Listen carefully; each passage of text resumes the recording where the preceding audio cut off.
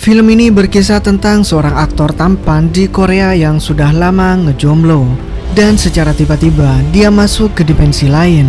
Dan di sana ia memiliki seorang istri dan 2 anak. So, tanpa lama-lama kita langsung masuk ke ceritanya guys.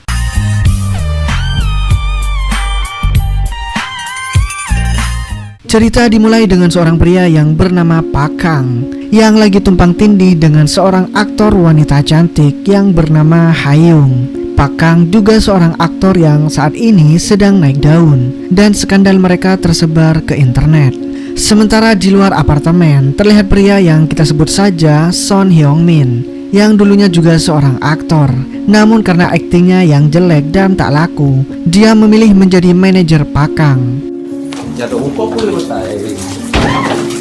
Kesuksesan Kang membuatnya mampu membeli apartemen paling mewah, punya segalanya yang melimpah. Bahkan ibunya juga merasakan kekayaannya dengan keliling di seluruh dunia. Saat sedang syuting drama, Pak Kang berperan sebagai raja, tapi dia sering lupa dialognya coy, dan malah marah-marah meminta sutradara untuk meringkas dialognya. Merasa dirinya adalah aktor yang lagi naik daun, dia sangat sombong dan seenaknya sendiri. Film drama itu sukses besar karena ada sosok Pak Kang membuat sutradara itu ketakutan jika tidak menuruti permintaan Pak Kang. Di malam harinya, Pak Kang menghadiri acara Korea Film Award dan dia mendapatkan penghargaan sebagai aktor terbaik. 축하합니다, 박강. Dalam pidatonya, dia sangat bersyukur mengingat 10 tahun yang lalu dia hanyalah orang yang miskin dan dia nggak akan pernah melupakan semua itu. Dan di sisi lain, terlihat seorang wanita yang bernama Suhyun berada di warung makan dan sedang menonton acara televisi. Selesainya acara, Pak Kang ingin mampir ke salah satu bar tua di kota itu, tak lain untuk merayakan kemenangannya guys. Namun Son menolak karena dia sudah janjian dengan keluarganya untuk merayakan malam Natal. Tapi Pak Kang yang sombong tak peduli dengan hal itu. Dia mengancam akan memecat mereka berdua. Dengan sangat terpaksa, akhirnya Son masuk ke dalam bar itu dan diberikan angpau untuk keluarganya sebagai hadiah Natal. Kemudian Son pun bilang kalau Suhyun, mantan pacarnya Pak Kang, pulang dari Amerika untuk mengadakan pameran lukisan. Kalau kalian lupa dengan Suhyun itu yang mana, itu adalah wanita yang sedang menonton acara TV sebelumnya guys. Oke, lanjut. Singkat cerita, mereka pun pulang dengan menggunakan taksi. Tapi Pak Kang yang merasa bisa jaga diri walaupun sudah mabuk berat tidak mau diantarkan oleh Son. Saat di dalam mobil, sopir taksi bilang kalau dia merasa beruntung bisa mengantar orang yang begitu terkenal. Pasti kehidupan Pak Kang sangat bahagia karena sudah memiliki semuanya. Tapi supir itu tiba-tiba bilang kalau menurutnya terkenal dan kaya bukanlah jawaban untuk bahagia. Pak Kang pun menjawab kalau semua itu hanyalah omong kosong dan Pak sopir nggak akan pernah tahu apa yang ia rasakan saat ini. Sang sopir itu pun kembali menjawab, gimana kalau Pak Kang diberi kesempatan untuk kembali ke masa lalu? Apa yang akan kamu lakukan? Dan apakah kamu tahu apa jadinya jika kamu tidak putus dengan pacar kamu sebelumnya, yaitu Suhyun? Dan Pak Kang pun menjawab itu nggak masuk akal.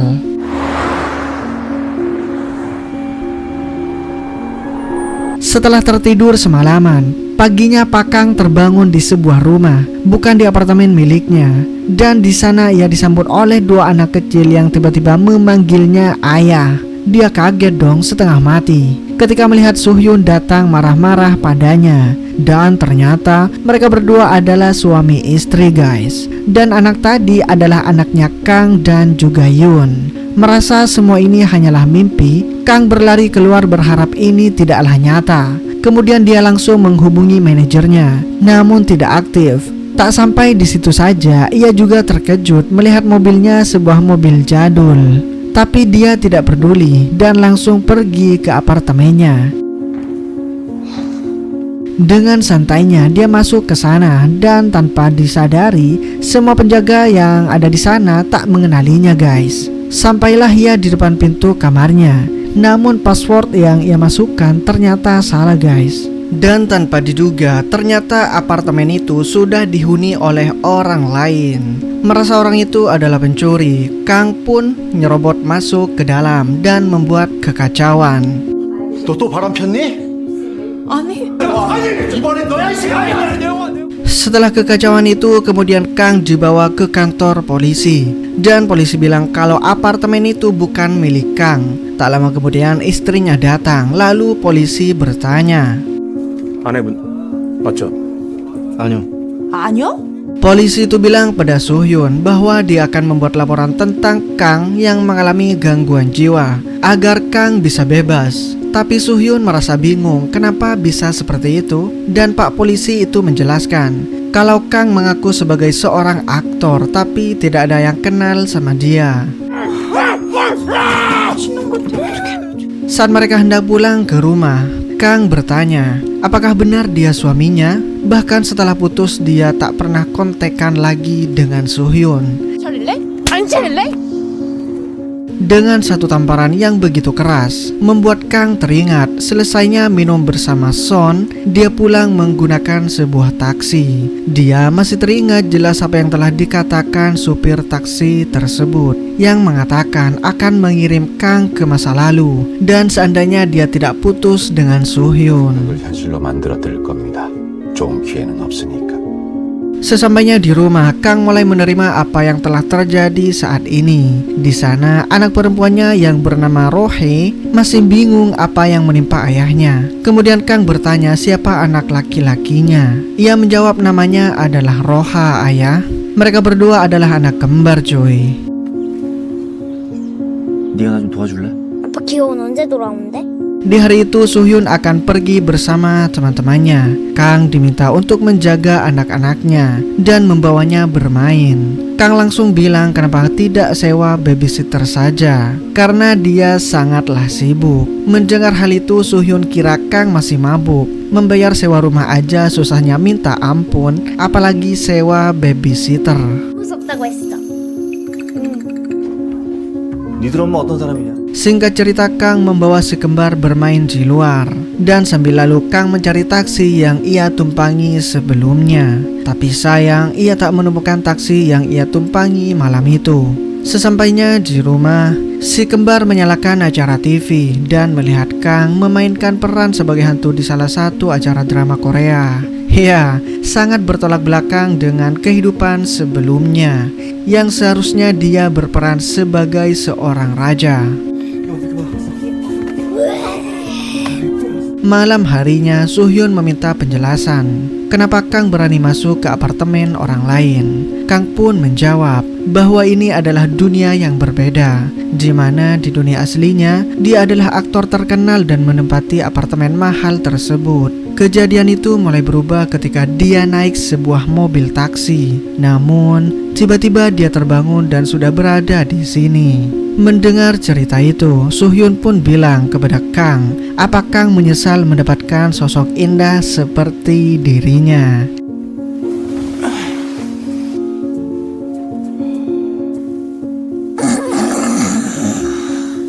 Hari-hari pun berlalu, dan setiap pagi Kang dibuat stres karena setiap paginya dia selalu diganggu oleh si kembar untuk bangun lebih awal. Tapi ya lama-kelamaan dia terbiasa dan mulai belajar berperan sebagai seorang ayah yang baik demi membahagiakan mereka guys.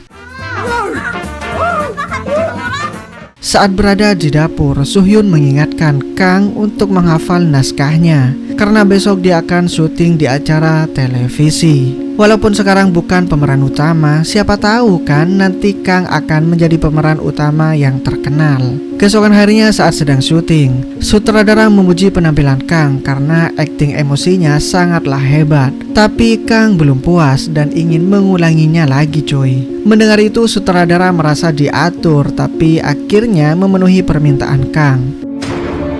나는 더독해 굿. Ya walaupun kocak, istri dan si kembar sangatlah memuji akting ayahnya. Keesokan harinya saat sedang makan siang, tiba-tiba temannya yang bernama Wuhi menelpon Kang dan mengajaknya untuk bertemu. ternyata dia meminta Kang membantunya untuk mempromosikan sebuah teater sambil membagikan brosur itu.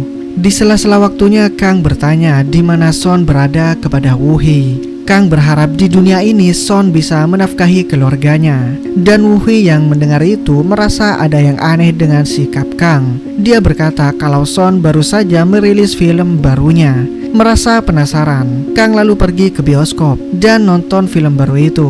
Yang ternyata dia adalah aktor utama yang sangat terkenal guys. Melihat itu membuat Kang semakin menyesal karena di dunia ini perannya diganti oleh manajernya. Kang mulai penasaran dengan kehidupan Son dan keesokan harinya dia datang ke kantor agensi untuk menemuinya.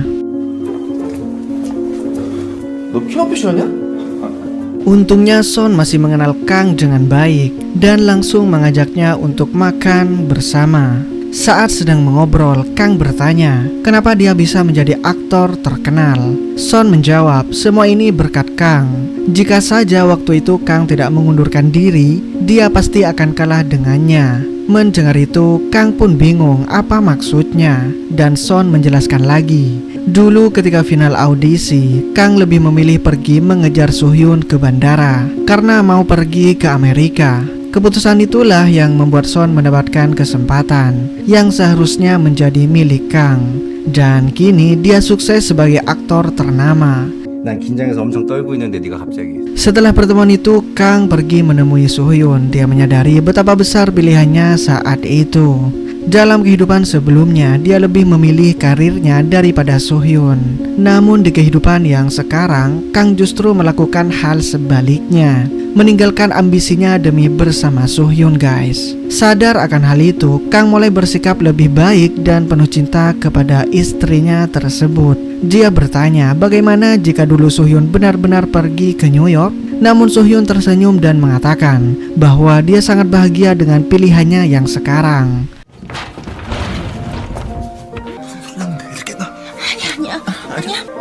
우리 사겨? 이리 와, 왜? Di malam berikutnya, Woo-hee dan Pak Kang mengadakan pertunjukan teater. Di sana Son juga datang untuk menonton. Tapi bukannya menikmati pertunjukan, dia justru tertidur karena kelelahan. Setelah pertunjukan berakhir, Son mengajak semua orang untuk makan malam dan mentraktir mereka semua. Malam itu Son begitu murah hati guys, hingga meninggalkan kartu kreditnya, membiarkannya yang lain makan sepuasnya tanpa khawatir. Dan setibanya di rumah, Kang membawa pulang sebagian daging dari restoran dan mengadakan pesta kecil bersama Soo-hyun serta teman-temannya. Meskipun Kang bukan aktor yang sangat terkenal, tapi dia tetap memiliki pesona tersendiri di mata para emak-emak komplek yang mengaguminya.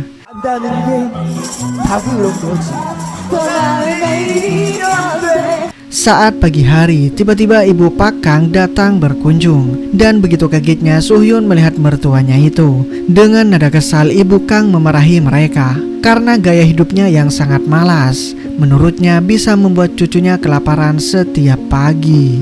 Cerewetnya tak berhenti di situ saja guys. Ibunya semakin kesal karena Kang memutuskan keluar dari acara TV yang selama ini memberinya penghasilan. Singkat cerita, saat Kang mengantar ibunya ke terminal, sebelum pergi ibunya mendoakan agar Kang bisa mendapatkan peran yang bagus seperti Son Heung-min. Ya, dia juga memberi Kang sejumlah uang, menyuruhnya mentraktir keluarganya serta membeli bunga untuk makam ayahnya. Kang pun menuruti semua permintaan ibunya, tapi saat di pemakaman, dia tak mau masuk ke dalam area makam. Ini mungkin karena masa kecilnya yang penuh kenangan buruk, membuatnya enggan mendoakan sang ayah.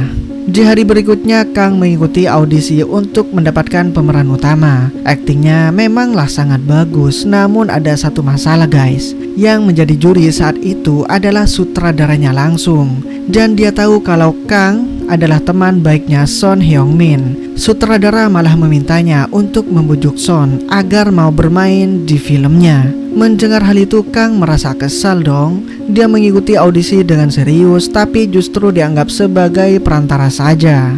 Setelah menceritakan semua hal tersebut, Song Heung-min menjadi paham bahwa Kang lagi berjuang Bukan hanya untuk dirinya sendiri, tapi juga untuk keluarganya. Sebagai gantinya, Son menawarkan Kang untuk menjadi manajernya. Tapi sayangnya, Kang menolak tawaran itu guys. Dia merasa bahwa kehidupannya benar-benar tertukar 180 derajat dengan Son, dan dia belum siap menerima kenyataan tersebut. Keesokan harinya, Kang mencoba menghubungi Soo-hyun. Dia mencarinya kemana-mana, namun tak ada. Dan hal itu membuat Kang cemas kemana perginya istrinya itu. Saat sedang menemani anak kembarnya bermain di taman, tiba-tiba Roha jatuh saat bermain.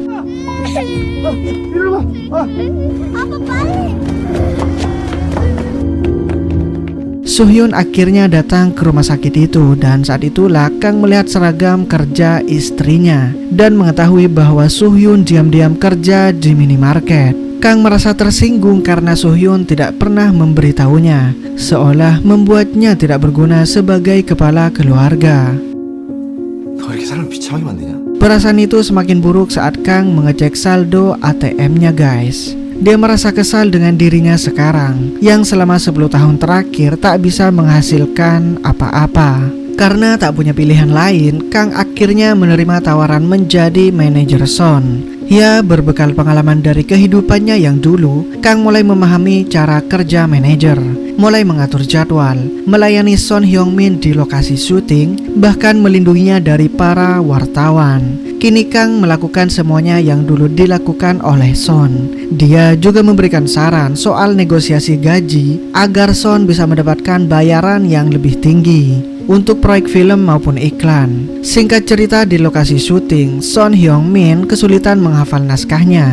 Bahkan Kang sudah membantunya menjadi peran lawannya. Sampai-sampai dia terbawa cerita di naskah tersebut. Karena Son terlalu lama menghafalkan naskah itu, akhirnya peran figuran lain mengundurkan diri guys. Karena mereka sudah muak nungguin Son menghafal naskah itu. Karena waktu yang sudah mepet dan tak ada pemeran lain di sana, akhirnya sutradara meminta Kang untuk menggantikan peran figuran itu. Mendengar tawaran tersebut, tentu saja Kang langsung mau guys. 할 수 있습니다.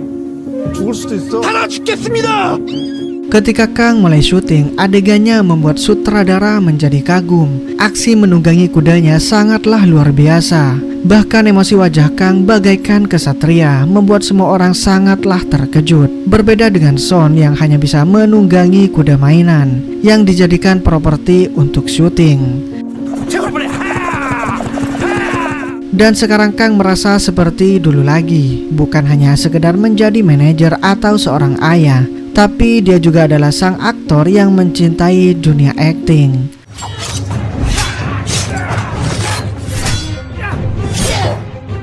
Sejak menjadi manajer, Kang mulai merasakan perubahan dalam hidupnya. Dia menjadi lebih bertanggung jawab sebagai kepala keluarga, lebih perhatian pada istri dan anak-anaknya. Namun perubahan ini malah bikin Soo-hyun tidak nyaman. Dia mulai merasa ada sesuatu yang berbeda pada diri Kang, terutama ketika Kang mengajak mereka makan. Dia memberikan sebuah mobil untuk Soo-hyun. 와인 한잔 할래? 교윤 협찬 받으면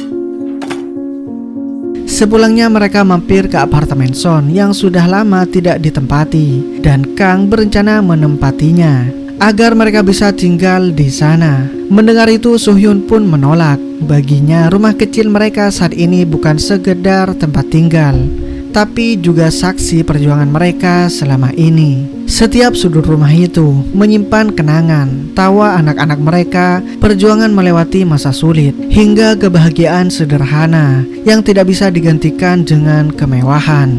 Di sini Soo-hyun tak bisa memahami kenapa Kang ingin meninggalkan rumah begitu saja. Apakah karena uang, atau apakah karena kehidupan mereka yang kini lebih nyaman, sehingga dia melupakan tempat yang dulu mereka bangun bersama. Kang menjelaskan bahwa dia cuma ingin memberikan yang lebih baik untuk keluarganya. Memiliki segalanya akan membuat mereka sangat bahagia. Tapi bagi Soo-hyun, ini adalah kehilangan sesuatu yang jauh lebih berharga dari kekayaan. Perbedaan cara pandang ini membuat mereka saling bertengkar saat itu guys. Pada malam harinya, Kang datang ke kamar anak-anak dan melihat foto kenangan mereka. Dia minta maaf pada Soo-hyun apapun yang dia lakukan selama ini, hanya demi mereka semua. Tapi setelah dipikir, kehidupan Kang sekarang jauh lebih terasa bahagia. Bisa hidup bersama istri dan anak-anaknya, walaupun tak sekaya di dunia sebelumnya. Dia juga bilang dia sangat takut kehilangan si kembar. Sekarang, Kang hanya ingin hidup bersama mereka dan tidak ingin kembali ke dunia yang dulu.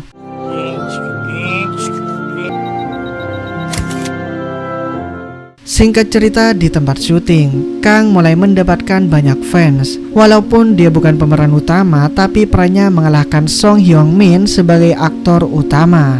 Sampai-sampai sutradaranya bilang kalau sekarang Son lebih cocok menjadi manajernya Kang. Di malam harinya, saat menghadiri Aktor Film Award, Son Hyung Min berhasil memenangkan penghargaan itu sebagai aktor terbaik tahun ini. Dalam pidatonya, Son membuat Kang merasa bersalah, di mana saat di kehidupan sebelumnya, pidato Kang saat meraih penghargaan tersebut, dia tidak melibatkan sang manajer dalam kesuksesannya. Namun di kehidupan yang sekarang, Son Hyung Min mengucapkan terima kasih pada teman lamanya, yaitu Pak Kang. Tanpa dia, Son tidak akan pernah menerima penghargaan sebagai aktor terbaik. Kejadian ini sama persis dengan apa yang pernah dialami oleh Kang sebelumnya. Kemudian mereka menuju ke bar tua untuk minum bersama. Dan di malam Natal itu, Son merasa iri dengan Kang yang sudah memiliki keluarga, guys. 어디 가냐? 통화하는 거 보니까. Ketika akan pulang, Son memberikan angpau pada Kang untuk diberikan kepada si kembar.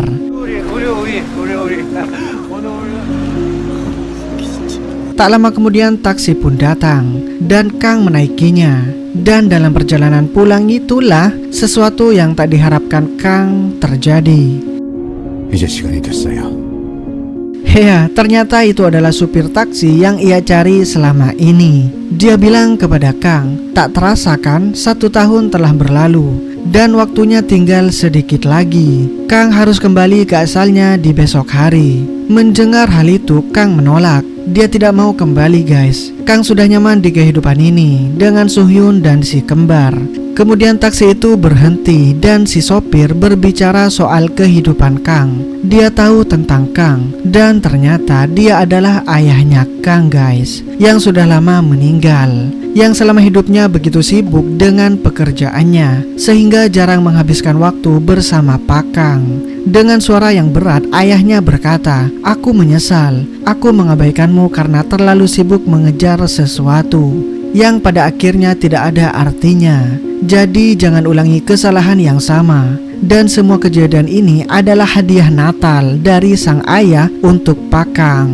Sampainya di rumah, Kang merasa lemas, bingung apa yang harus ia lakukan. Karena malam ini adalah malam terakhir bersama keluarganya. Bahkan Kang hanya bisa diam saat menemani anak-anaknya. Dia hanya bisa mendengarkan ocehan anak cantiknya tersebut. Kang yang tak kuasa menahan rasa sedih akan kehilangan semua ini. Dia pun menangis. Apalagi ketika sang putri meniup matanya.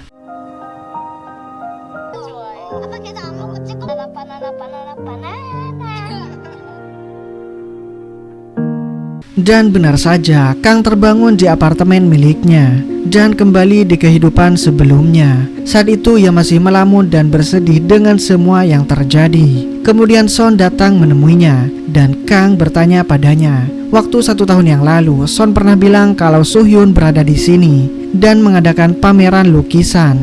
Mendengar hal itu, Son dibuat bingung dan bilang bahwa dia mengatakan itu baru kemarin, bukan 1 tahun yang lalu. Dan acara pameran itu adalah hari ini. Ya, hari ini. Mendengar hal itu, Kang kemudian bergegas pergi dan langsung mencari keberadaan Soo-hyun. Sesampainya di gedung pameran, ternyata acara itu sudah selesai. Dan tanpa sengaja Kang melihat sebuah lukisan, guys, yang sangat mirip dengan rumah yang ia tinggali bersama keluarganya. Dan tiba-tiba Soo-hyun pun datang dan kaget kenapa Kang ada di sini. Tanpa banyak bicara, Kang bertanya bagaimana Soo-hyun melukis lukisan ini. Soo-hyun menjawab kalau itu adalah lukisan pertamanya. Kemudian Kang mengajak Soo-hyun ke suatu tempat. Saat mereka tiba di tempat tersebut, Kang bilang kalau dia pernah hidup bersamanya di rumah ini. Ya, di rumah ini guys, Soo-hyun hanya terdiam. Di hadapannya berdiri sebuah rumah yang sama persis dengan apa yang ada di lukisannya. Singkat cerita, 2 tahun kemudian mereka akhirnya menikah dan sekarang mereka memiliki 2 anak kembar yang diberi nama Rohi dan Roha. Dan di kehidupan ini, rumah tangga mereka sangatlah bahagia. Soo-hyun dan Kang merawat anak mereka bersama-sama. Dan film pun berakhir guys. Oke guys, itulah alur dari film ini. Mohon maaf bila ada kesalahan kata dari alur yang saya bawakan. Menurut kalian apa nih pesan yang kita dapatkan dari film ini? Silahkan komen di bawah guys. Dan gua di sini cabut dulu. Dadah.